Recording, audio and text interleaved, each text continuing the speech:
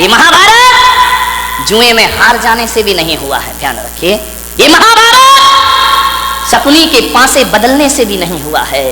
ये महाभारत इस देश में यदि हुआ है तो ध्यान रखना दुर्योधन के कारण भी नहीं हुआ है।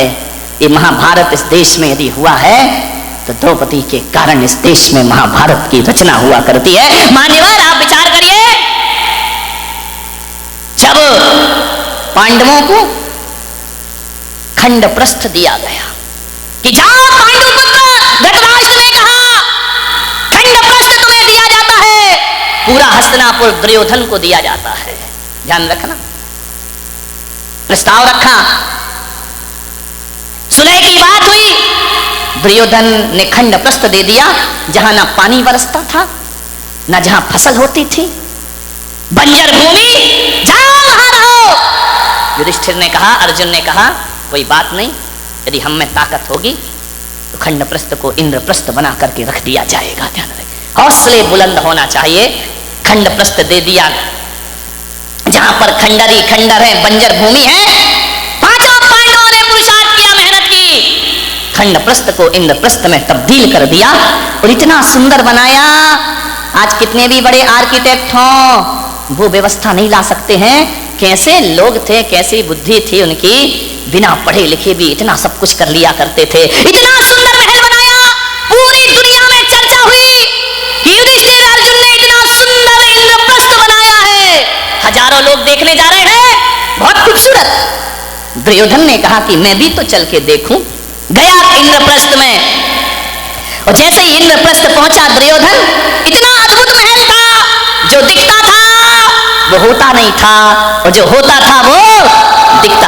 दुर्योधन ने अपनी धोती संभाली, उसे लगा कि यार यहाँ तो पानी पानी दिखाई दे रहा है। धोती संभाल करके चल रहा है, वहां तो पानी था ही नहीं, केवल दिखाई देता था। आगे देखा दुर्योधन ने, रंगोली बनी हुई है, चौक पूरे हुए हैं, बहुत सुंदर है। अरे बोले यहाँ से तो आ गया, अब क्या धोती पकड़ना, अब क्या अपने को संभालना। इतना सुंदर, आंखें फटी की फटी रह गई दुर्योधन की। आगे बढ़ा, पानी था, गिरा चपाक से पानी में, पूरे कपड़े गीले हो गए। जोरदार अट्ठास हुआ झरोके से, बड़ी जोर से व्यंग की हंसी आई। उसने कहा देवर जी ये क्या हो गया। द्रौपदी की आवाज आई, गिर गए, अरे संभल के चलना सीखो देवर जी। पानी में गिरा हुआ दुर्योधन भीगा हुआ। द्रौपदी ने कहा गिर गए ना, अब पता पड़ा कि इंद्रप्रस्थ क्या है और हस्तिनापुर क्या है। अरे तुम कैसे संभलोगे, अंधे का पुत्र अंधा ही होगा। बस यहाँ से महाभारत शुरू हो जाया करती है। द्रौपदी का चीरहरण महाभारत नहीं था, जुए में हारना महाभारत नहीं था। द्रौपदी का एक तीखा वचन कि अंधे का पुत्र अंधा ही होगा, बस इतनी सी वचन महाभारत की रचना करते हैं। ध्यान रखिए, उसी दिन दुर्योधन ने कसम खा ली कि आज जो अपमान तूने मेरा किया है, आज जो भरी सभा में तूने मेरा उपहास किया है, ठहर जा, एक दिन भरी सभा में तुझे नग्न नहीं किया तो मेरा नाम भी दुर्योधन नहीं होना चाहिए। इतनी सी बात ध्यान रखना। शब्द को संभाल के बोलिए, शब्द संभाल के बोलिए, शब्द के हाथ ना पाओ। ध्यान रखिए, एक वाणी जीवन को तबाह कर देती है। अपमान किसी का मत करो, ध्यान रखना। बड़ा आदमी तो छोड़ो, छोटा सा तिनका का भी अपमान मत करना, वरना कितने भी बड़े योद्धा बन जाओ, एक तिनका आंख में चला जाए तो सारा युद्ध धरा रह जाया करता है। ध्यान रखिए, वाणी अच्छी बोलिए, किसी को अपमानित मत करिए।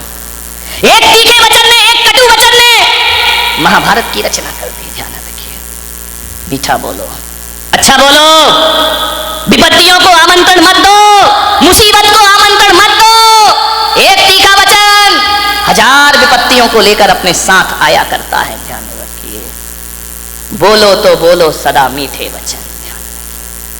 जो काम शक्ति से नहीं होते वो काम मिठास से हो जाया करते हैं। खुदा को भी पसंद नहीं शक्ति जुबान में, खुदा को भी पसंद नहीं शक्ति जुबान में, इसीलिए नहीं दी हड्डी जुबान में। ध्यान रखिए, पूरे शरीर में हड्डियां हैं, जुबान में हड्डी नहीं है, क्योंकि शक्ति पसंद नहीं करता वो ईश्वर। जुबान तो मुलायम होती है ना। ध्यान रखिए, जुबान जितनी मुलायम है, वचन उससे ज्यादा मुलायम होना चाहिए। एक बात याद रखना, जुबान में हड्डी तो बिल्कुल नहीं होती, एक भी हड्डी नहीं है जुबान में।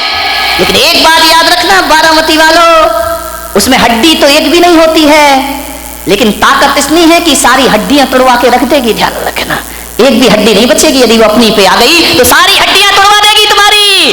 बहुत महत्वपूर्ण है जुबान का, ध्यान रखना। आंख एक है, आंख दो है, काम एक है।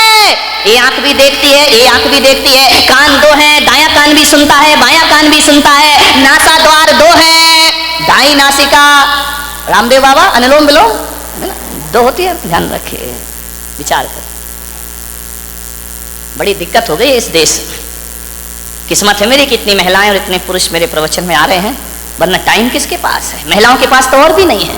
एक महिला से मैंने पूछा प्रवचन में नहीं आती, बोले नहीं आती महाराज। मैंने कहा क्यों नहीं आती है? बोले करूं क्या महाराज, रात को 12 बजे तक तो एकता कपूर जगाती है, रात को 12 बजे तक तो एकता कपूर नहीं सोने देती है, और सवेरे 4 बजे रामदेव बाबा जगा देते हैं। हम करें, कहां से आए तुम्हारे प्रवचन में? इतने बिजी हैं हम लोग। ध्यान रखिए, समझिए, मानने वाले।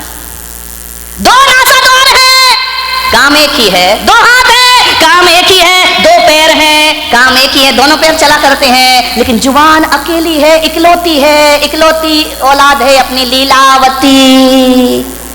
साली लीला यही कराती है, यही रास लीला करा दे, यही राम लीला करा दे। लीलावती का सावधान इस लीलावती से।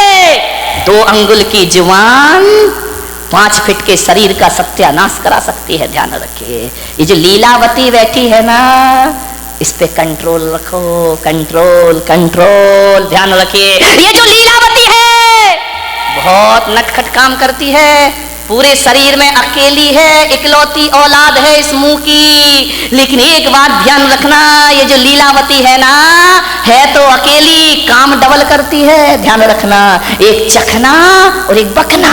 ध्यान रखिए, जो 2 है वो एक काम करते, जो अकेली है वो ये चखती भी है और मीठा खाना याद रहा पर मीठा बोलना भूल गए। ध्यान रखिए, एक तोता तीखा तीखा खाता है, मिर्च खाता है तोता, मीठा मीठा बोलता है, और हम मीठा मीठा खाते हैं। बोल दो, तीखा तीखा बोलते हैं हमें जुबान से। जुबान को संभाल के रखो, वाणी सुंदर बनाओ। एक कितनी भी सुंदर महिला हो, खूबसूरत महिला हो, आसमान से उतरी हुई परी हो, ध्यान रखना, आप सोचते हो ना कि थोड़ी सी लिपस्टिक से हम बड़े अट्रैक्टिव लगेंगे। नहीं नहीं, कौन बोला महाराज हमारे पीछे क्यों पड़े हो तुम? ध्यान रख, लिपस्टिक लगा के आप सोचते कि हम सुंदर हो गए हैं। मैं आपसे निवेदन करता हूं, ओंठ कितने भी सुंदर बना लो, कितने भी लिपस्टिक लगा लो, कितने भी पतले ओंठ हो जाएं तुम्हारे, कितने भी गुलाबी ओंठ हो जाएं, लेकिन वाणी कड़वी हो तो बताइए आपका सौंदर्य कितनी देर टिकने वाला है? ओंठों का सौंदर्य ज्यादा नहीं टिका करता है। मुझे तो समझ नहीं आता है, ये महिलाएं लिपस्टिक लगा के अपने को सुंदर समझती हैं, आदमी तो लिपस्टिक नहीं लगाता ना। नहीं, बारामती का मुझे पता, लगाते हो क्या? नहीं लगाते ना। एक बात बताओ, ये सोचती है लिपस्टिक से सुंदरता बढ़ती है, तो लिपस्टिक लगा के सुंदर दिखने वाली देवी हो, बिना लिपस्टिक वाले पे क्यों मरती हो? फैसला करो, फैसला। ये तो लिपस्टिक जान इनकी देती है लोग। ध्यान रखिए, इसका मतलब है लिपस्टिक कितनी भी अच्छी हो, चेहरे की सुंदरता कितनी देर की? आधे घंटे। एक बात बताओ, एक सुंदर चेहरे को एक बार देखोगे, 2 बार देखोगे, 3 बार देखोगे, बार बार देखोगे, उस चेहरे से भी जी भर जाएगा। ध्यान रखिए, ध्यान रखना, ज्यादा सुंदर चेहरा कितने दिन अच्छा लगेगा? 1 साल 2 साल। कितनी भी सुंदर पत्नी ले आओ बेटा, साल भर बाद तो वही हालत है कि वो बड़बड़ा रही है, अपन चुपचाप सुन रहे हैं बैठ करके। खाना खाएगी तभी बोलेगी। ध्यान रखना, ये आदमियों की जिंदगी इसी में, बेचारे हर थके हुए हारे हुए तो आते हैं दुकान से, वो जैसे ही आया और इनकी रामायण शुरू हो जाया करती है। देवरानी ने ये कहा, जिठानी ने वो कहा, तेरी अम्मा ने एक परसते भी जा रही है। महिलाओं से निवेदन है, जब पति घर में आए तो उसकी थाली में रोटी परोसो, रोटी। दिन भर की किचकिच मत परोसो उसकी थाली में, वरना थाली फेंक करके इतना परेशान। उसी समय मैंने एक महिला से बोला, खाते समय क्यों बोलती हो? बोले खाते समय तो वो चुपचाप सुनता है, मुंह में रोटी रहती है, सुनते रहता है, अपन बोलते जाओ, देवी बोलते जा रही, बोलते जा रही, बोलते जा रही है, वो बेचारा खाते जा रहा, खाते आ रहा। क्या करे, इधर सुने या इधर सुने, खा रहा। ऐसी हालत है जैसे सड़क के किनारे भुट्टा सिकता है ना, भुट्टे नहीं सेकते रहते, वो एक हाथ से हवा करते जा रहा, भुट्टा सिकते जा रहा, हवा करते जा रहा, भुट्टा सिकते जा रहा, रोटी पटकते जा रही, भुट्टा सिकते जा रहा, सिकते जा रहा, सिक गया भुट्टा, क्या रोटी खाए बेचारा। ध्यान रखो, खाते समय तो कहा है कुत्ते को भी परेशान, ये तो फिर क्या बोली, इतनी तेज है बारामती की महिलाएं, इतनी तेज इतनी तेज इतनी तेज कि एक दिन दो पति पत्नी बाजार गए, पति ने पत्नी से कहा तू कहे फैशन है, तू कहे तो एक कुत्ता खरीद ले। पत्नी ने ऊपर से नीचे तक देखा, बोली क्या जरूरत है, बोली जब से तुम मिले हो। कौन बोला हर तमन्ना पूरी हो गई मेरी, ध्यान रखिए। मान एक बच्चा रो रहा था, बहुत जोरों से रो रहा था, पत्नी ने कहा देख भी नहीं सकते हो बच्चा रो रहा है, मैं खाना बना रही हूँ। तो बोले पहले सुन तो ले, काय के लिए रो रहा है। अरे बोले जो भी रो रहा कर दो पूरा। बोले नहीं पहले सुने। बोले क्या, ये रो रहा है कि मुझे गधे पे बैठना है। तो पत्नी ने कहा कंधे पे बिठा के 3 चक्कर नहीं लगा सकते क्या।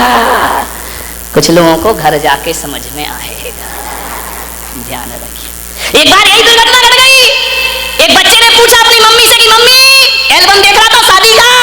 बोले पापा घोड़े पे बैठ के आ रहे हैं। बोले हाँ। बोले मम्मी एक बात बताओ, ये शादी में दूल्हा घोड़ी पर बैठ कर ही क्यों आता है, गधे पे बैठ के क्यों नहीं आता है। बोले बेटा एक गधा दूसरे गधे पे नहीं बैठ सकता है, ध्यान रखिए।